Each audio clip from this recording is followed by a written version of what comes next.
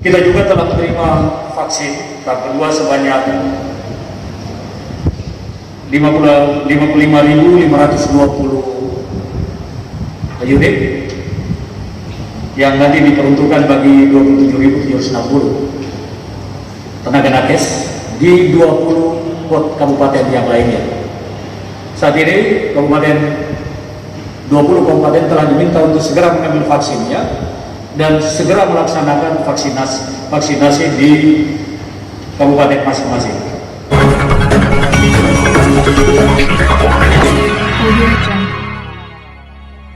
Pemirsa yang budiman di mana saja Anda berada, terima kasih telah mengunjungi channel Suara Fakta Hukum. Jangan lupa like, subscribe, dan komentar. Dari media, pada kesempatan ini saya menginformasikan rapat terkait dengan pengembangan kasus positif COVID di Nusa Tenggara Timur dan beberapa langkah-langkah yang akan segera dilakukan oleh pemerintah provinsi menyikapi apa yang terjadi saat ini. Yang pertama terkait dengan hasil testing atas swab yang telah ada di laboratorium kita. Kondisi per tanggal 26 Januari itu ada tambahan kasus positif sebanyak 150.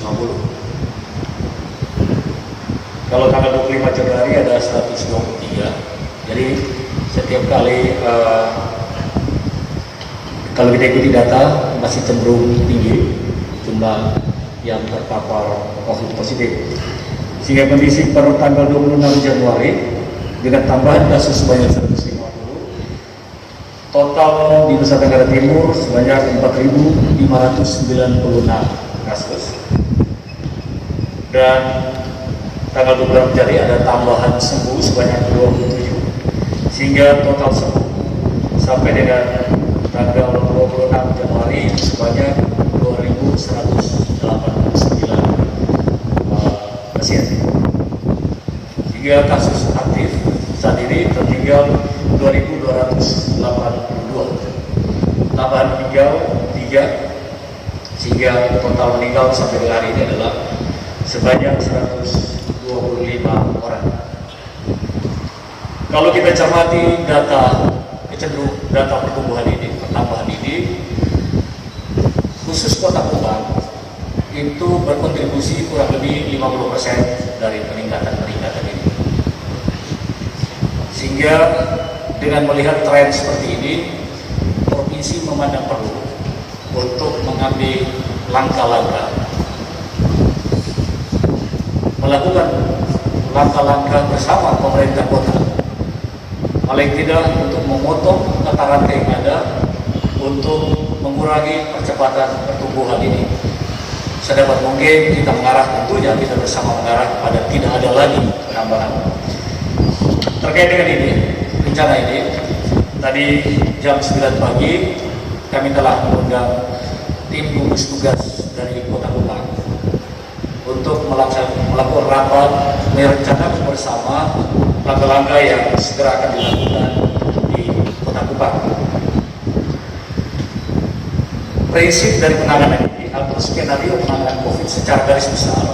Kalau secara garis besar penanganan COVID itu adalah yang pertama kita mencegah orang terpapar, dan yang kedua adalah bagaimana tangani orang terpapar. Mencegah orang terpapar tentunya antara lain dilakukan melalui penegakan disiplin 3M, menggunakan masker, menjaga jarak, dan mencuci tangan.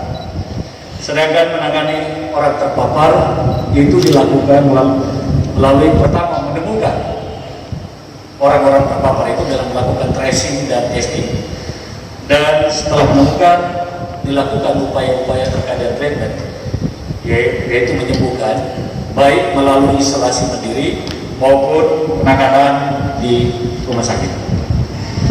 Terkait dengan ini, beberapa langkah strategis yang harus dilakukan untuk memastikan bahwa beberapa minggu ke depan akan terjadi perlambatan pertumbuhan secara signifikan. Kita menuju kepada sedapat mungkin jangan lagi ada pertumbuhan.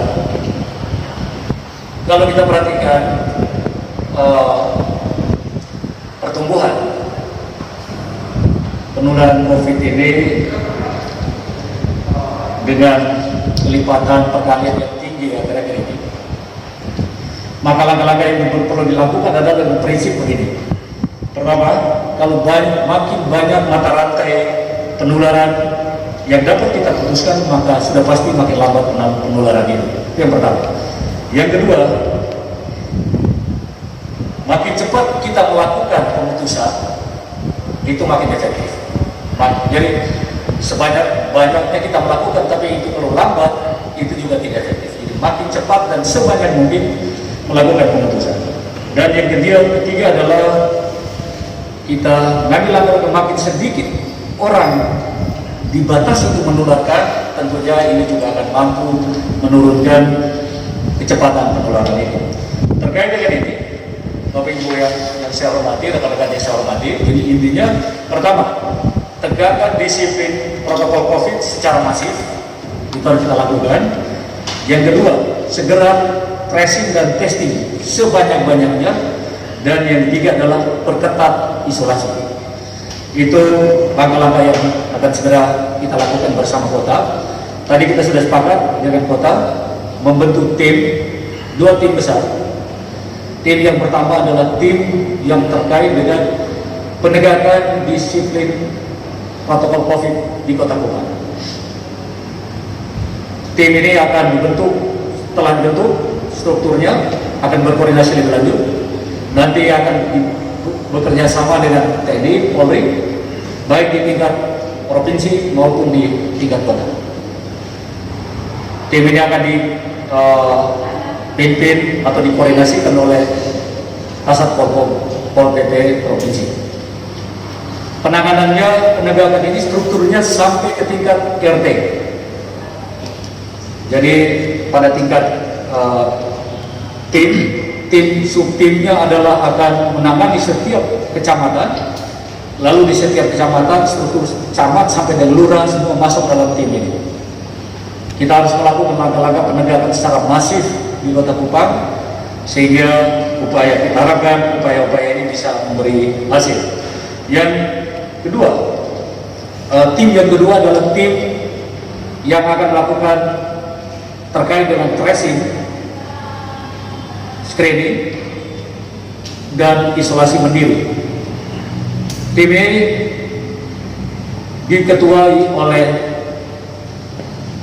salah satu tim ahli dalam Satgas Provinsi, yaitu Bapak Dr. Doni Mere, mantan Kadis Kesehatan, dan akan dibantu oleh Kadis Kesehatan Provinsi, Asisten 1 Kabupaten, dan Kadis Kesehatan Asisten 1 Kota, dan Kadis Kesehatan Kota.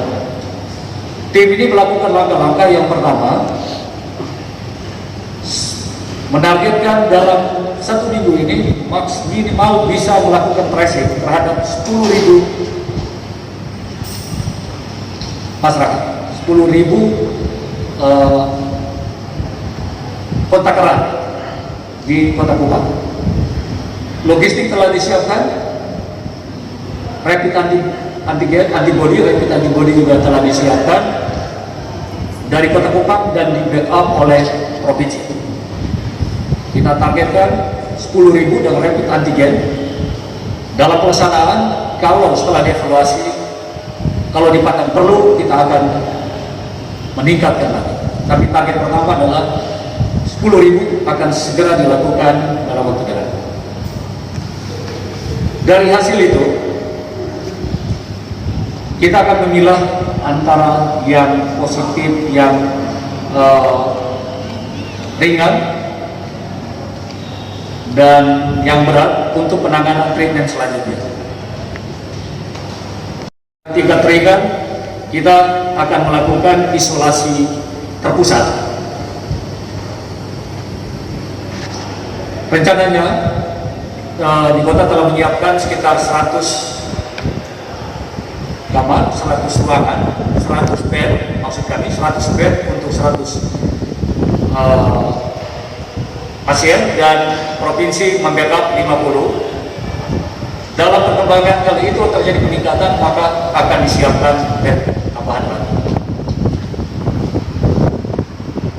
Siapa yang melakukan isolasi mandiri, pasien mana yang isolasi terpusat dan mana yang ke rumah sakit, itu tentunya ditentukan oleh tim dalam pelaksanaan tracing nanti. Dua kegiatan ini itu dari sisi pendanaan di backup oleh provinsi bersama kota. Jadi mana yang perlu dibantu provinsi, kota provinsi backup. Ini terkait dengan apa yang segera kita lakukan dalam waktu dekat ini. Moga-moga upaya-upaya kita ini mampu memotong mata rantai atau kecepatan penularan yang saat ini terjadi di NTT dan pertumbuhannya cukup tinggi.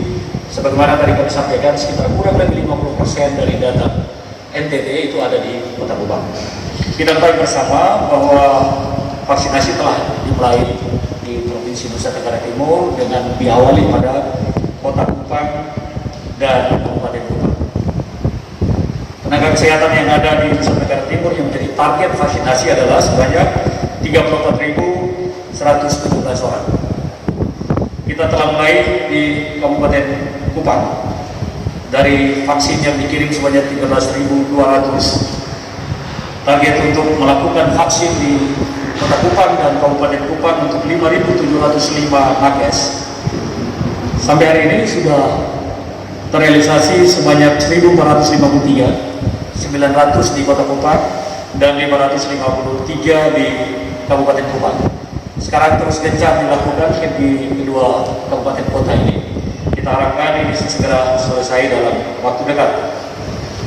Kita juga telah menerima vaksin tahap kedua sebanyak 55.520 unit yang nanti diperuntukkan bagi 27.760 tenaga nakes di 20 kabupaten yang lainnya. Saat ini 20 kabupaten telah diminta untuk segera mengambil vaksinnya dan segera melaksanakan vaksinasi di kabupaten masing-masing. Sampai dengan hari ini Kabupaten Alor dan Nagekeo telah ambil. Kabupaten lain kita harapkan sesegera mungkin mengambilnya untuk segera melaksanakan vaksinasi di kabupaten masing-masing. Itu informasi terkait dengan hal-hal yang sedang dan akan dilakukan oleh pemerintah dalam hal ini gugus tugas COVID dalam rangka menangani percepatan atau peningkatan penularan COVID di Provinsi Nusa Tenggara Timur.